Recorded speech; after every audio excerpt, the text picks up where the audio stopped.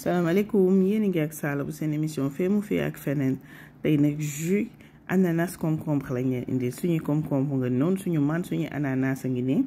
gis nga ko moom la ñuy ñëw jël dañ ko raxas ba mu set wecc bu ko defee dañuy dagg ñaari extrémité yi daal di koy peler à vif gis ngeen ko noonu voilà suñ ko peler à vif ba pare gis nga ananas moom boo amee paaka bu ñëw rek yomb na ñu daal di dindi trognon bi dindiwaat beneen trognon bi rek daal di koy gis nga daggate voilà bu ko defee buñ ko daggatee ba lu ñuy def teg ci suñu saladier mu xaar ñu jël suñu concombre bi nag bu leen ko fàttee ñam dafa am concombre yoo xam day wex donc man gis nga da ngeen gisee ni ma ko daggee woon noonu ci cat bi dama ko doon ñam xool ndax concombre bi wexul gis ni concombre bu neex la bu lewet gis nga ko noonu ma daal di koy dagg grossièrement daal di koy booleeg ananas bi ñëw def ci sama mixeur bu ko defee boo defee ci mixeur bi li ngay def tout simplement mooy dolli ci ndox mu may doole mixeur bi ba pare nag ànd ak suñu ingrédients ñu am le maximum de jus ñu daal di koy mixer ba mu nooy nepp voilà suñ ko mixer ba pare ñu daal di jël naana gis nga noonu ordinaire la ak Belgique je pense xaw ma menthe ma daal di koy mixer moom coup de mixeur bu gaaw rek nga koy may voilà mu exprimer saveur am rek nga daal di fay mixeur bi ñëw nag daal di segg gis nga ko noonu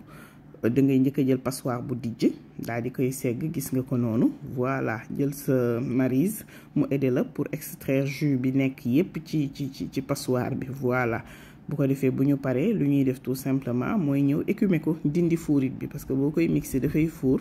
donc da ngay ñëw dindi fuurit boobu yépp amalu ñu njariñ daal di koy tuur voilà ñëw nag jël segg bu sew ba tami bu sew bi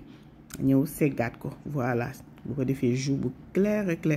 ngay am gis nga doo dóoree ci rebord bi rek dafay wàcce jus bi yépp nga jël maryse bi mu aider la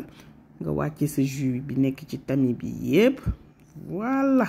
bu ko defee suñu seggee ba pare am nañ suñu jus gis ngeen ko nii li ñuy def tout simplement mooy ñëw écumer waat ko comme ça ngeen mën a gis suñu couleur u jus gis ngeen ko noonu voilà dindiwaat fuurit ci yépp bu ko defee gis nga ko suñu jus na mu naay see luñ ciy def rek mooy ñëw xotti ci ñetti sucre vanille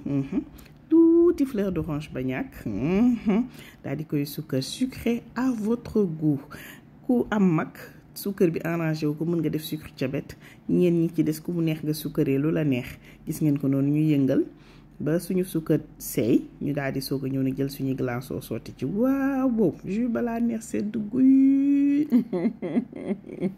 boo ñëwee Sénégal tàngaay bi jàpp la jus yi mënoo ko manqué c'est tellement rafraîchissant jëlal